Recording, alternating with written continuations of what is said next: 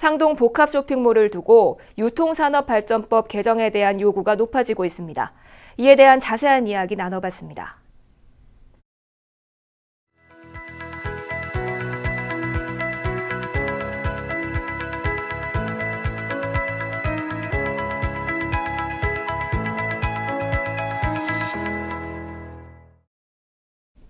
부천시 상동 복합 쇼핑몰을 두고 부천시와 부평구가 갈등을 빚고 있는 가운데 유통산업발전법 개정이 초미의 관심사가 되고 있습니다. 문제는 어떤 방향으로 개정하는 것이 대기업과 지역 중소상인들이 상생할 수 있느냐인데요. 과연 유통법 개정의 핵심은 무엇이고 또 정치권의 움직임은 어떤 상황인지 이도영 홍익정경연구소장과 함께 이야기 나눠보겠습니다. 안녕하십니까? 네, 안녕하세요.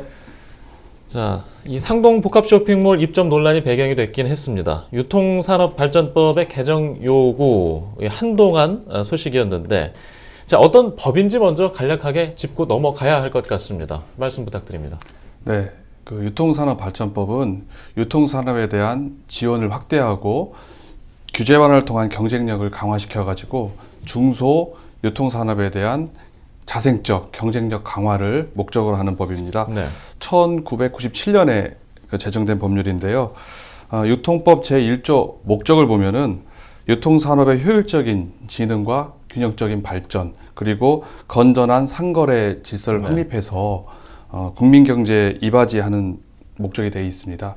다시 말해서 효율 그리고 균형, 건전한 상거래 질서라고 해가지고요. 즉 유통산업발전법은 대규모 점포뿐만이 아니라 중소 유통산업, 즉 소상공인과 자영업자들을 보호하기 위한 균형적인 발전을 하기 위한 법이기도 합니다.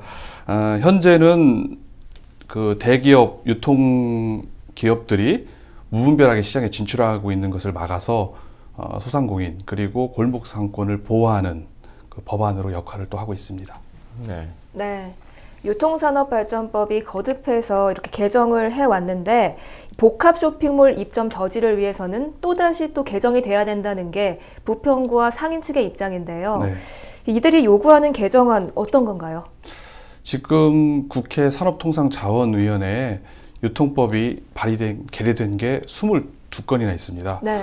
그중에서 특히 부평구하고 그리고 상인들에게 의미가 있는 법안은 유동수 의원이 발의한 유통법입니다. 제8조하고 제8조 1항이 큰 의미를 띠고 있는데요. 그 법의 내용을 좀 살펴보면은 제8조에는 대규모 점포가 들어올 때는 일정 거리에 있는 지자체장에게 그 등록에 대한 협의를 의무화하는 내용이 포함되어 있습니다. 네. 그리고 또 제8조 1항에는 지금은 상권 영향 평가서하고 지역 협력 계획서라는 거를 다 건축을 한 다음에 즉 영업 시작 직전에 제출하게 되어 있습니다. 네. 그거를 건축허가 신청 전으로 훨씬 앞으로 당기는 거죠. 네. 그러니까 사전에 그 상권에 대한 영향을 미칠 거를 평가하고 심사할 수 있는 내용입니다. 이 법안이 이렇게 개정되거나 이 문제가 제기된 이유는 앞서 말씀드린 것처럼 현재는 인접 지자체장한테는 의견 내지는 의견 청취를 요청할 수 있는 권한밖에 없습니다. 그러다 보니까 실효성이 떨어진다는 비판, 또 다 복합 쇼핑몰을 다 지어놨거든요. 그 다음에 영업을 곧 앞두고 상권에 어떤 영향을 미칠 것인지, 그리고 지역 협력은 어떻게 할 것인지를 내는 것은 사실 좀 부실하거나 잘 안 된다 하더라도 이미 다 점포는 만들어져 있는 상황이기 때문에 네. 해당 지자체장은 싫어도 형식적으로 통과 의례적으로 그거를 거절할 수가 없는 상황이기 때문에 이런 점을 개정하고자 이 법안이 발의된 겁니다. 예. 자, 개정을 하게 되면 유통법 개정안 측을 제시한 측에서 요구하는 대로 이 복합 쇼핑몰 입점을 막을 수 있을까요? 이게 실효성이 핵심 아니겠습니까? 네. 만약 대규모 점포를 개설할 때 인접 지자체장의 협의를 의무화하게 되는 유통법 제8조가 개정이 되면은 사실상 부천 상동 쇼핑몰 입점은 매우 곤란한 사업 추진이 어렵게 됩니다. 네. 왜냐하면은 부천시가 의혹을 가지고 토지 매매 계약을 체결하고 뭐 인천이든지 부평에서 반대를 한다 하더라도 사업 추진을 강행할 수가 있거든요. 근데 그 요건에는 인접 지자체 부평구의 네. 등록에 대한 협의가 과연 부평구에서 그런 협의에 응할지는 사실 어려운 얘기고 지금 상황으로는 아마 협의에 동의해주지 않을 겁니다. 이렇게 되면은 사실상 부천시는 더 이상 법적으로 사업을 추진할 수가 없습니다. 법 위반 상태가 되기 때문에 법적 네. 문제가 발생할 수도 있고 따라서 부천시 입장에서는 매우 곤란한 입장이 될 것 같고요. 더 나아가서 상권 영향 평가서하고 지역 협력 계획서가 사전에 다 지어놓고 영업 예. 직전이 아니라 건축 허가 신청 단계에서부터 그걸 요구한다면 상권 영향을 분석을 해야 되고 또 그거에 대한 과연 맞는지 안 맞는지 또 사전 평가와 심사가 들어가게 됩니다. 그렇게 되면 사실 예전 같았으면 손쉽게 건축 허가만 받으면은 바로 사업을 추진할 수 있었던 것이 건축 허가 단계에서부터 행정 절차와 지연이 되기 때문에 부천시 입장에서는 이 사업 진행하는 데 있어서 매우 어려운 상황을 네. 직면할 거라고 봅니다. 네. 대선 국면도 맞물려 있는데요. 네. 이 상황에서 유통산업에 대한 규제를 더욱 강화하려고 하는 움직임이 네. 오히려 소비를 위축시키는 게 아니냐 이런 지적도 일고 있습니다. 설득력이 있다고 보시나요? 대선 국면이기 때문에 유통산업에 대한 규제를 하려고 하는 움직임이 있는 건 사실입니다. 왜냐하면 자영업자, 소상공인들이 많거든요. 네. 일단 표가 된다 생각을 하는 겁니다. 네. 그런데 산자위에 계류 중인 유통법이 22건 중에서 19건이 주로 출점 규제에 관한 내용들입니다.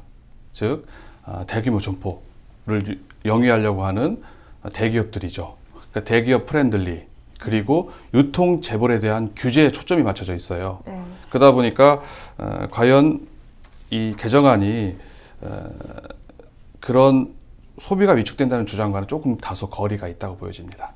네. 국회 계류 중인 22개 법안 중에 대부분 출점 규제에 대한 내용이라는 말씀하셨는데 상권 영향평가 범위를 확대하자, 또 허가제를 하자, 또 백화점까지 대상에 포함시키자 등 여러 가지 의견이 있습니다. 정치권의 입장이 이게 각기 다르기 때문에 각기 다른 법안이 계류 중 아니겠습니까? 네. 지금 시점에서의 정치권의 표정들은 어떻습니까? 중소상인과 그 자영업자 보호를 위해서 대규모 점포 입점을 제한하자는 것에 대해서는 큰 틀에서는 정치권에서는 공감대를 이루고 있는 게 사실입니다. 또 산자위 법안 소위에서도 이 점에 대해서는 이론의 여지가 없어요. 그런데 문제는 법안 소위 내용을 속기록을 잘 살펴보면은 구체적인 내용에서는 사사건건 의견 충돌이 일어나고 있습니다. 우리가 손쉽게 법안이 개정되면 좋을 것 같지만은 당장 그 아까 말씀드린 제8조 있죠. 인접 지자체장의 협의를 의무화하는 내용에 대해서 이거는 현행 대규모 점포는 등록제로 되어 있습니다.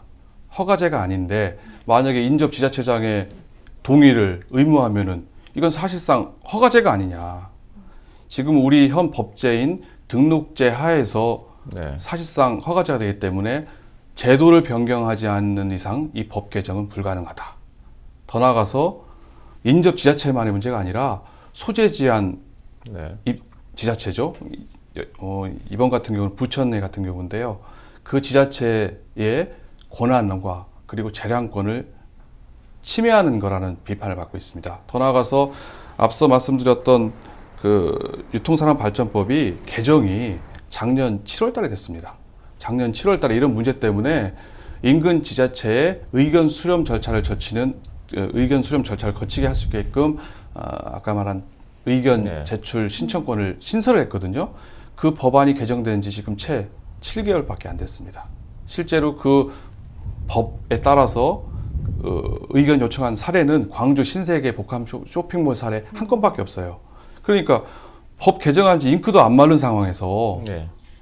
또 다른 문제가 생길 거를 예상해서 법을 개정하는 것은 안 된다라고 주장을 합니다. 그래서 이 법이 시행되고 나서 얼마만큼 실효성이 있는지 여부를 검토한 다음에 법안이 개정돼야지 바로 개정되는 것은 바람직하지 않다라고 그 법안소 의원들이 반대를 하고 있는 게 의원들이 있습니다. 그러다 보니까 결국 대규모 점포의 등록제에서 허가제로 바꿀 것이냐 아니면 현행대로 유지할 것이냐라는 근본적인 정책 변환, 결정의 문제가 남아있기 때문에 종합적인 검토와 시간이 필요한 상황입니다. 네. 주영환 산자부 장관이 지난 일요일에 이 개정안에 대한 반대 의사를 분명히 했습니다. 네. 주무부처 장관이 이 같은 발언을 했기 때문에 좀 결정에 영향을 미칠 것 같은데요. 이 유통법 개정안 통과 가능성 얼마나 될까요? 지금 상황에서는 쉽지 않을 것 같습니다. 네. 앞서 말씀드린 이유들 있죠. 법안 개정된 지 네. 7개월도 안 됐다. 그리고 등록제와 허가제가 변경되지 않는 한 불가능하다는 입장이 산자부에 일관되고 강한 반대의 의사입니다. 네. 산자부가 반대를 하고 있고 또 문제는 국회의원들 중에서 이런 주장에 동조를 하고 있는 의원들도 있다는 문점입니다. 결국 이런 문제 때문에 사실 이번 3월 임시국회에서 유통산업발전법이 통과 여부가 많은 분들이 기대를 했는데 상정조차 되지 않는 일이 발생하게 된 겁니다. 네. 조금 더 심도 있고 깊이 있는 종합적인 검토를 해야 되기 때문에 천천히 좀 두고 보고 계속 심사하자는 주장이 되는 거예요. 문제는 4월, 5월 통과 가능하겠느냐. 4월이면 대선입니다. 대선 전국이 되고 5월 달에는 새로운 대통령이 선출되고 나면은 장관들 인사청문회 그리고 예산국회 줄줄이 국회 일정이 바쁜 일정에 돼 있습니다. 그런 상황에서 과연 의원들 산자부의 반대가 이런 심하고 의견이 분분한 유통산업발전법이 과연 부평구와 인근 상인들 바람대로 개정될지는 사실 의문입니다. 예. 그럼에도 불구하고 개정안을 요구하는 목소리는 잦아들지 않고 있죠. 네. 그래서 더인지 모르겠습니다만은 자 지금 이런 지역사회의 표정들 행정당국과 또 인접지자체의 갈등이 네. 상존하는 사이에서 어떻게 풀어가는 게 또 해안이 될지 한번 묻고 싶습니다. 막연하게 유통법 개정 통과만을 촉구해서는 안 됩니다. 왜냐하면은 지금 기대한 대로 협의 의무화 내지는 건축 허가 신청전으로 바뀐다고 하면은 괜찮습니다만은 앞서 말씀드린 것처럼 상황이 여의치가 않습니다. 그러다 보니까 국회 이와 같은 상황을 정확히 인식하고 그에 따른 대응책을 마련을 해야 합니다. 큰 틀에서는 등록제냐 허가제냐 문제라는 근본적인 문제하고 쟁점이 되는 것들에 대해서 효과적이고 전략적인 접근이 필요한 시점이기도 합니다. 네. 대선에 임박해서인지 아마 이 내용은 정치권에서도 언급하는 또 이슈가 될 것으로 보입니다. 또 국회에서의 이 개정안을 다루는 상황까지 한번 줄곧 지켜보겠습니다. 네. 자, 오늘 말씀 고맙습니다. 자, 지금까지 유통산업발전법 개정 상황에 대해서 홍익정경연구소 이도영 소장과 함께 이야기 나눠봤습니다.